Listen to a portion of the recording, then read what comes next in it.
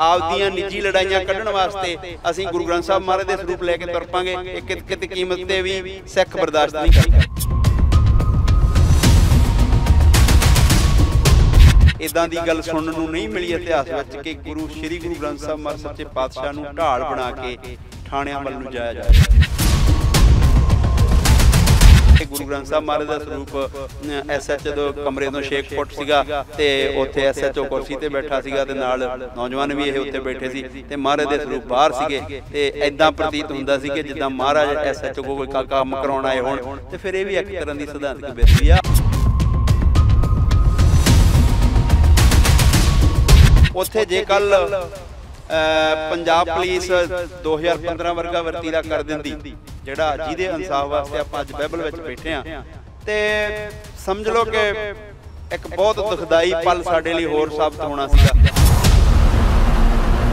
ਜਿਹੜੇ ਵੀਰ ਉੱਥੋਂ गुरु ग्रंथ साहिब ਦਾ ਸਰੂਪ ਲੈ ਕੇ ਆਏ ਆ ਉਹਨਾਂ ਨੇ ਬਹੁਤ ਗਲਤ ਕੀਤਾ। ਇਹ ਇੱਕ ਤਰ੍ਹਾਂ ਦੀ ਸਿਧਾਂਤਕ ਬੇਅਦਬੀ ਕੀਤੀ ਆ। ਨਾ ਪੰਜ ਪਿਆਰੇ ਨਾ ਸ਼੍ਰੀ ਗੁਰੂ ਗ੍ਰੰਥ ਸਾਹਿਬ ਦਾ ਸਰੂਪ ਕਦੇ ਵੀ ਇਦਾਂ ਥਾਣਿਆਂ ਵੱਲ ਨੂੰ ਨਹੀਂ ਜਾਂਦਾ। ਇੱਕ ਆਪਦੀ ਨਿੱਜੀ ਲੜਾਈ ਨੂੰ ਪੰਥਕ ਰੰਗਤ ਦੇ ਦੇਣੀ ਇਹ ਬਿਲਕੁਲ ਗਲਤ ਹੈਗੀ ਆ ਕਿਉਂਕਿ ਵਰਿੰਦਰ ਸਿੰਘ ਦੀ ਤੇ ਅਮਰਤਪਾਲ ਸਿੰਘ ਉਹਨਾਂ ਦੀ ਨਿੱਜੀ ਲੜਾਈ ਹੈਗੀ ਆ ਨਾ ਕਿ ਪੰਥ ਦਾ ਮੁੱਦਾ। मैं हुण कहूँगा तो फिर अजकल गल चल पैंदी है जी ये उन्होंने चुकते आ जी ये धड़ा बन गया जी ये अमृतपाल नूं वेख के जचदे नहीं ना तो भरावो असीं अमृतपाल नाल जमीन बनाउणी है ना साडा कोई वट पन्ने दा रौला वो आपदी सेवा कर रहा असीं भी जिन्नी जोगे हैगे लंबे समय तो सेवावां कर रहे हैं। श्री गुरु ग्रंथ साहिब महाराज दे अदब सत्कार दा जिहड़ा उत्ते मजाक बनिया आ ओहदी सानूं तकलीफ आ। गुरु ग्रंथ साहिब दा स्वरूप जिन्ना चिर साह चलदे आ ढाल बना के ना वरतिया ना वरतांगे। जे गुरु ग्रंथ साहिब दे स्वरूप पिछे हुंदे ते दो तरह का कट्टा कट्टी निकल जाता भी ये कौन की है कौन भारू ना कि ये गल वास्ते गुरु ग्रंथ साहिब प्रकाश किया जाए किते भी कि जे पुलिस आवे ते मोरे गुरु ग्रंथ साहिब होवे ते साडे डंडे ना पैण। पंथ दी महनाज हस्ती भाई सुखजीत सिंह खोसा सत्कार कमेटी तो साडे नाल ने। वाहिगुरू जी का खालसा वाहिगुरू जी की फतेह। गुरु साहब दे सत्कार दे लई हमेशा किसी भी कुर्बानी लई तुसीं तैयार है? बिल्कुल जी गुरु साहब ने कृपा कीती आ लंबे समय तो सच्चे पातशाह ने आपदियां सेवावां लै रहे ने। आपां कौन आ सेवा करन वाले गुरु तुट के कृपा करके इस मनुखा शरीर कोलों सेवा लै रहे नहीं जी। और कल दी अगर एक घटना सोशल मीडिया ते बहुत वायरल है भाई अमृतपाल सिंह जी गुरु महाराज की अगवाई दे विच गुरु महाराज जी का ओट आसरा लैके अपना जिहड़ा एक प्रदर्शन है वो कर रहे हैं तो इस प्रदर्शन नूं लैके तरह तरह की आपत्ति आई है। भाई रणजीत सिंह होना वालों भी बड़ी एक टिप्पणी सख्त टिप्पणी कर दी गई। उस तो इलावा पंजाब पुलिस के अफसरों वालों भी टिप्पणी की गई और होर भी कई पंथक शख्सियतों वालों टिप्पणी की गई। सत्कार कमेटी का ये बारे की कहना? देखो जी श्री गुरु ग्रंथ साहिब सच्चे पातशाह इतिहास अपने को लंबेरा पिया आ कदे भी इदां नहीं होया कारज इदां दी गल सुनने नूं नहीं मिली इतिहास विच कि गुरु श्री गुरु ग्रंथ साहिब महाराज सच्चे पातशाह नूं ढाल बना के थाणियां वल नूं जाया जाए। ये एक बहुत ज़्यादा दिल नूं करेदन वाली घटना सीगी क्योंकि उत्थे जे कल पंजाब पुलिस 2015 वर्गा वरतीरा कर दिंदी जिहड़ा जिहदे इंसाफ वास्ते आपां अज बाइबल विच बैठे हां ते समझ लो कि एक बहुत दुखदाई पल साडे लई होर साबित होना सीगा। पर उत्थे सूझबूझ जिहड़ी दिखाई है वो मैं ना जिहड़े उन्हां धन्नवाद दे पात्र हैगे आ जिन्हां ने आप कुट खा ली जां उधर उधर ही सिंह भी जख्मी होए जे सिंह जख्मी होए जां पुलिस जख्मी होए है तो दोनों पंजाबी आ पर फिर भी वो किते ना किते गुरु ग्रंथ साहिब महाराज दा अदब सत्कार बहाल करन विच कामयाब रहे आ। परंतु जिहड़े वीर उत्थों गुरु ग्रंथ साहिब दा स्वरूप लैके आए आ उन्हां ने बहुत गलत किया। ये एक तरह की सिद्धांतक बेदबी की आ। अज तक पंज प्यारे ना श्री गुरु ग्रंथ साहिब दा स्वरूप कदे भी इदां थाणियां वल नूं नहीं जांदा। हाँ किते मोर्चे लग गया मोर्चा जच गया आ सारा प्रबंध हो गया आ उत्थे गुरु ग्रंथ साहिब दा प्रकाश हुंदा सुनिया जां देखिया आ परंतु एक आपदी निजी लड़ाई नूं पंथक रंगत दे देनी ये बिल्कुल गलत हैगी आ क्योंकि वरिंदर सिंह दी ते अमृतपाल सिंह हुणां दी निजी लड़ाई हैगी आ ना कि पंथ दा मुद्दा। भाई साहब जिहड़े वरिंदर सिंह दा हुणे तुसीं जिक्र कीता कि उहदी एक निजी लड़ाई है जी ये लड़ाई इन्हां दी एक जिहड़ी लड़ाई दी एक घुंडी है ना एक वजह है वो घुंडी तुहानूं भी पता है जी ਉਸ ਕੁੰਡੀ ਦਾ ਜ਼ਿਕਰ ਵੀ ਤੁਸੀਂ ਪਹਿਲਾਂ ਕੀਤਾ ਹੈ। ਮੈਂ ਚਾਹਨਾ ਮੈਨੂੰ ਇਹ ਦੱਸ ਦਿਓ ਕਿ ਸਵਾਲ ਤੋਂ ਡਰੋਗੇ ਤਾਂ ਨਹੀਂ? ਨਹੀਂ ਦੇਖੋ, ਕੁਝ ਗੱਲਾਂ ਸਮੇਂ ਦੇ ਅਨੁਸਾਰ ਆਪਣੇ ਆਪ ਬਾਹਰ ਆ ਜਾਣੀਆਂ ਹੁੰਦੀਆਂ। ਜੇ ਕੋਈ ਮਨੁੱਖ ਕਰਦਾ ਨਾ, ਤੇ ਕਈ ਵਾਰ ਅੱਜ ਕੱਲ੍ਹ ਉਹ ਸੋਸ਼ਲ ਮੀਡੀਆ ਦੇ ਉੱਤੇ ਬਹੁਤ ਸਾਡੇ ਨੌਜਵਾਨ ਵੀਰ ਹੈਗੇ ਆ, ਉਹ ਅੰਨੇ ਪਿਆਰ ਵਿੱਚ ਕਈ ਵਾਰ ਉਹ ਕਈ ਤਰ੍ਹਾਂ ਪਾਗਲ ਹੋਏ ਹੁੰਦੇ ਆ। ਖੋਸਾ ਸਾਹਿਬ, ਨਹੀਂ, ਤੁਹਾਡੀ ਦਲੇਰੀ ਦੀ ਅਸੀਂ ਕਦਰ ਕਰਦੇ ਹਾਂ ਔਰ ਉਹ ਮੈਨੂੰ ਪਤਾ ਹੈ ਤੁਸੀਂ ਗੱਲ ਕਰੋਗੇ, ਦੱਸੋਗੇ। ਮੈਨੂੰ ਇਹ ਤਾਂ ਦੱਸ ਦਿਓ ਵੀ ਆਖਿਰ ਉਹ ਕੁੰਡੀ ਕੀ ਹੈ ਕਿ ਜਿਹਦੇ ਕਰਕੇ ਵਰਿੰਦਰ ਸਿੰਘ ਜਿਹੜਾ ਹੈ ਉਹਦੇ ਨਾਲ ਇਹ ਸਾਰਾ ਵਾਪਰਦਾ। ਔਰ ਇਹ ਵਰਿੰਦਰ ਸਿੰਘ ਦੇਖੋ ਇੱਕ ਆਮ ਨੌਜਵਾਨ ਹੈ, ਆਮ ਨੌਜਵਾਨ ਜੀ, ਔਰ ਜਿਨ੍ਹਾਂ ਦਾ ਤੁਸੀਂ ਨਾਮ ਲੈ ਰਹੇ ਹੋ ਭਾਈ ਅੰਮ੍ਰਿਤਪਾਲ ਸਿੰਘ, ਔਰ ਇੱਕ ਜਿਹੜੇ ਵਾਰਿਸ ਪੰਜਾਬ ਜਥੇਬੰਦੀ ਦੇ ਆਗੂ ਨੇ, ਉਹਨਾਂ ਦਾ ਕੱਦ ਬਹੁਤ ਵੱਡਾ ਹੈ। ਇੱਕ ਆਮ ਨੌਜਵਾਨ ਦੇ ਨਾਲ ਉਹਨਾਂ ਦੀ ਕਾਹਦੀ ਹੋ ਸਕਦੀ ਗੱਲ? ਨਹੀਂ ਦੇਖੋ ਜੀ, ਉਹਨਾਂ ਦਾ ਕੱਦ ਆ, ਉਹਨਾਂ ਨੇ ਚੰਗੇ ਕੰਮ ਵੀ ਕੀਤੇ, ਨਸ਼ਾ ਛਡਾਇਆ, ਅੰਮ੍ਰਿਤ ਸੰਚਾਰ ਦੀ ਲਹਿਰ ਸ਼ੁਰੂ ਕੀਤੀ ਆ, ਬਹੁਤ ਅੱਛੀ ਗੱਲ ਹੈਗੀ ਆ। ਪਰੰਤੂ ਜਿਹੜੀ ਤੁਸੀਂ ਗੱਲ ਕਰਦੇ ਹੁਣ ਵਰਿੰਦਰ ਸਿੰਘ ਦੀ ਜ਼ੁਬਾਨੀ ਹੈ ਕਿ ਕੋਈ ਮਤਲਬ ਪਰਿਵਾਰਕ ਕੋਈ ਗੱਲ ਹੈ ਸੀ ਉਹਨਾਂ ਦੀ, ਅਤੇ ਉਹਨਾਂ ਨੇ ਇਹਨਾਂ ਤੱਕ ਪਹੁੰਚ ਕੀਤੀ ਆ, ਇਹਨਾਂ ਨੂੰ ਗੱਲ ਦੱਸੀ ਆ ਕਿ ਭਾਈ ਇੱਦਾਂ ਕਰਕੇ ਆਪਣਾ ਜਿਹੜਾ ਇਹ ਠੀਕ ਨਹੀਂ ਹੈਗੀ ਗੱਲ, ਆਪਾਂ ਇਹਨੂੰ ਨਿਬੇੜ ਲਈਏ ਗੱਲ ਨੂੰ। ਕੋਈ ਬੀਬੀਆਂ ਬੱਚਿਆਂ ਵਾਲਾ ਕੋਈ ਚੱਕਰ ਹੈ ਇੱਦਾਂ ਦਾ, ਉਹ ਕਿਉਂਕਿ ਵੇਖੋ ਹਰ ਇੱਕ ਦੀ ਇੱਜ਼ਤ ਆ, ਹਰ ਇੱਕ ਦਾ ਸਾਰਾ ਨਹੀਂ। ਚਲੋ ਪਤਾ ਕੀ ਹੈ, ਹੁਣ ਤੁਸੀਂ ਇਹਨੂੰ ਹੁਣ ਗੋਲ ਰਹਿਣ ਦੀ ਇਹੋ ਜਿਹੀ ਗੱਲ, ਇਹ ਸਮੇਂ ਨੇ ਸਾਰਾ ਕੁਝ ਆਪੇ ਲੈ ਆਉਣਾ, ਆਪੇ ਆ ਜਾਣਾ ਸਾਰਾ ਕੁਝ ਬਾਹਰ, ਕਿਉਂਕਿ ਇਹਦੇ ਪਿਛਲੇ ਬੰਨੇ ਕਈ ਤੱਥ ਜਿਹੜੇ ਛੁਪੇ ਹੋਏ ਹੈਗੇ ਆ। ਵਰਿੰਦਰ ਸਿੰਘ ਦੀ ਆਵਾਜ਼ ਨੂੰ ਹਜੇ ਦਬਾਉਣ ਦੀ ਕੋਸ਼ਿਸ਼ ਕੀਤੀ ਜਾਂਦੀ ਆ। ਇਹ ਮੈਂ ਕਹਿੰਦਾ ਕਿ ਵਰਿੰਦਰ ਸਿੰਘ ਹੁਣੀ ਵਧੀਆ ਮੇਰੇ ਨਾਲ ਖੁਲਾਸਾ ਕਰ ਸਕਦੇ ਆ ਵੀ ਇਹਦੇ ਪਿੱਛੇ ਕੀ ਆ।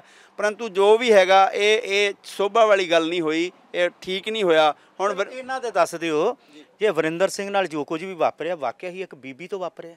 ਦੇਖੋ, ਵਰਿੰਦਰ ਸਿੰਘ ਨਾਲ ਜੋ ਵਾਪਰਿਆ ਉਹ ਤਾਂ ਵਰਿੰਦਰ ਸਿੰਘ ਨੇ ਦੱਸ ਦਿੱਤਾ ਸਾਰੀ ਸੰਗਤ ਨੂੰ, ਮੇਰੇ ਦੱਸਣ ਦੀ ਹੁਣ ਜ਼ਰੂਰਤ ਨਹੀਂ ਹੈਗੀ। ਉਹ ਬੱਚਾ ਉਹਨੇ ਜੋ ਦੱਸਣਾ, ਤੁਸੀਂ ਇੱਕ ਸੁਲਝੇ ਹੋਏ ਬੰਦੇ, ਤੁਸੀਂ ਆਪਣੇ ਤਰੀਕੇ ਨਾਲ ਦੱਸੋ। ਨਹੀਂ, ਉਹਨੇ ਐਕਸਪਲੇਨ ਕਰ ਦਿੱਤਾ ਨਾ ਸਾਰਾ ਕੁਝ। ਮੈਂ ਹੁਣ ਕਹੂੰਗਾ ਤੇ ਫਿਰ ਅੱਜ ਕੱਲ੍ਹ ਗੱਲ ਚੱਲ ਪੈਂਦੀ ਹੈ ਜੀ, ਇਹ ਉਹਨੂੰ ਚੁੱਕਦੇ ਆ ਜੀ, ਇਹ ਧੜਾ ਬਣ ਗਿਆ ਜੀ, ਇਹ ਅੰਮ੍ਰਿਤਪਾਲ ਨੂੰ ਵੇਖ ਕੇ ਜੱਚਦੇ ਨਹੀਂ ਨਾ। ਤੇ ਭਰਾਵੋ, ਅਸੀਂ ਅੰਮ੍ਰਿਤਪਾਲ ਨਾਲ ਜ਼ਮੀਨ ਵਡਾਉਣੀ ਆ ਨਾ, ਸਾਡਾ ਕੋਈ ਵੱਟ ਬੰਨੇ ਦਾ ਰੌਲਾ। ਉਹ ਆਪਦੀ ਸੇਵਾ ਕਰ ਰਿਹਾ, ਅਸੀਂ ਵੀ ਜਿੰਨੀ ਕੁ ਜੋਗੇ ਹੈਗੇ ਲੰਮੇ ਸਮੇਂ ਤੋਂ ਸੇਵਾਵਾਂ ਕਰ ਰਹੇ ਹਾਂ। ਪਰੰਤੂ ਸਾਨੂੰ ਜੇ ਤਕਲੀਫ ਹੋਈ ਆ ਤੇ ਸ਼੍ਰੀ ਗੁਰੂ ਗ੍ਰੰਥ ਸਾਹਿਬ ਮਹਾਰਾਜ ਦੇ ਅਦਬ ਸਤਿਕਾਰ ਦਾ ਜਿਹੜਾ ਉੱਥੇ ਮਜ਼ਾਕ ਬਣਿਆ ਆ, ਉਹਦੀ ਸਾਨੂੰ ਤਕਲੀਫ ਆ।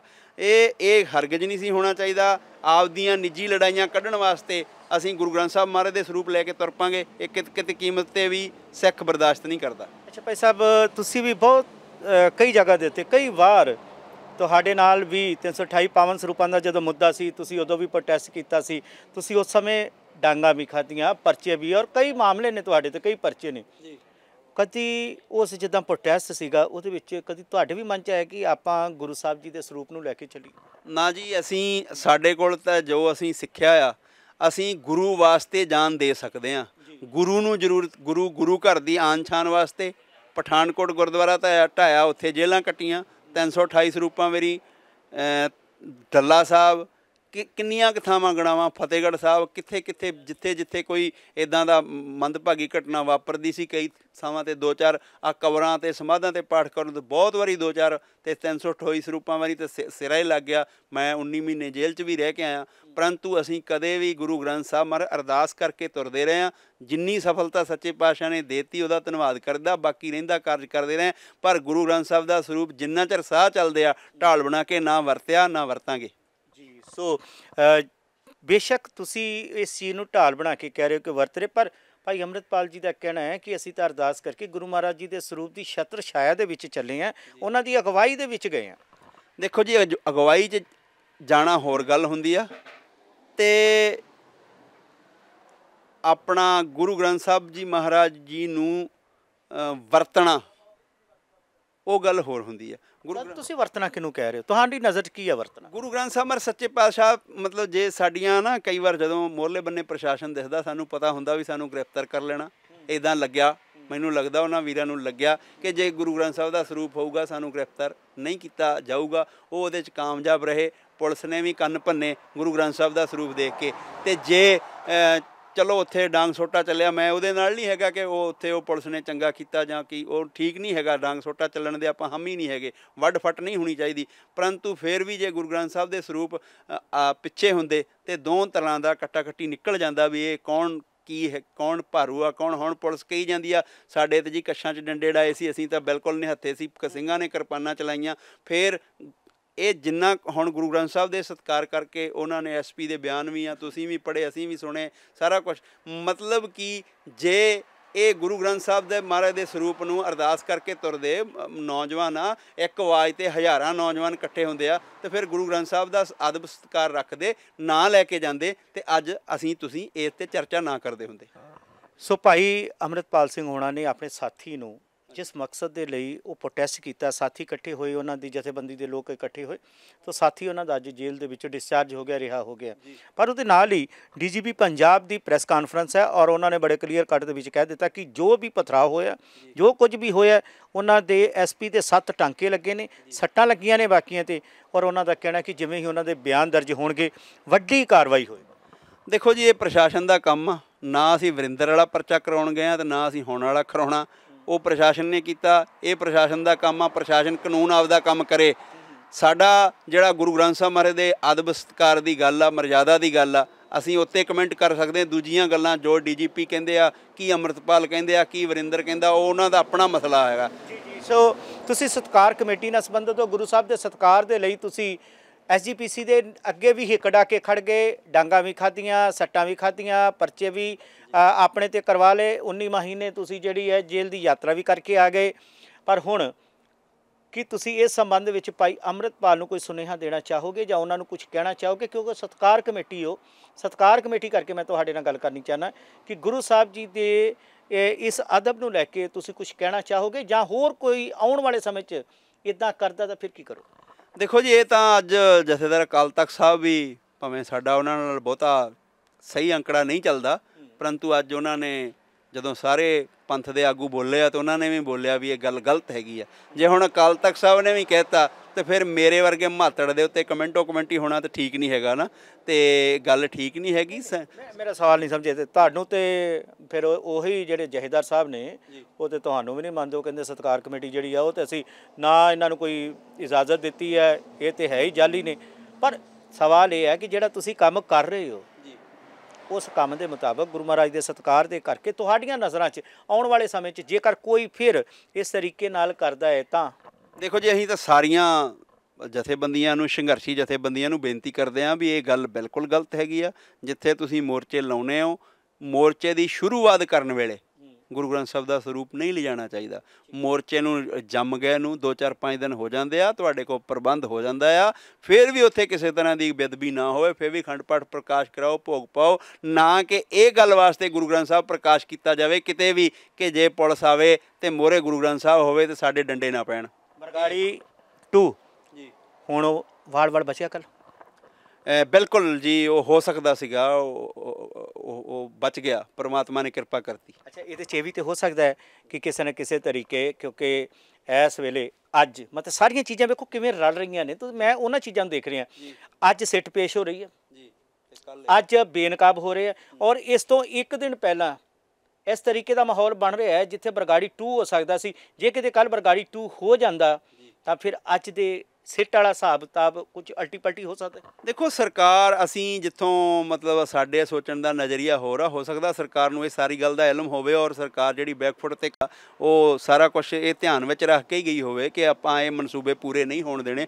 ਹੋ ਸਕਦਾ ਭਾਈ ਅੰਮ੍ਰਿਤਪਾਲ ਸਿੰਘ ਹੁਣਾਂ ਨੂੰ ਵੀ ਇਸ ਗੱਲ ਦਾ ਗਿਆਨ ਨਾ ਹੋਵੇ ਜੀ। ਕਈ ਵਾਰ ਜਦੋਂ ਬੰਦਾ ਦੇਖੋ ਕੰਮ ਕਰਦੇ ਹਾਂ, ਸੇਵਾਵਾਂ ਕਰਦੇ ਹਾਂ, ਆਪਾਂ ਵੀ ਕਰਦੇ ਰਹੇ ਹਾਂ, ਬੜੀਆਂ ਵੱਡੀਆਂ ਮਹਾਰਾਜ ਨੇ ਬਖਸ਼ੀਆਂ।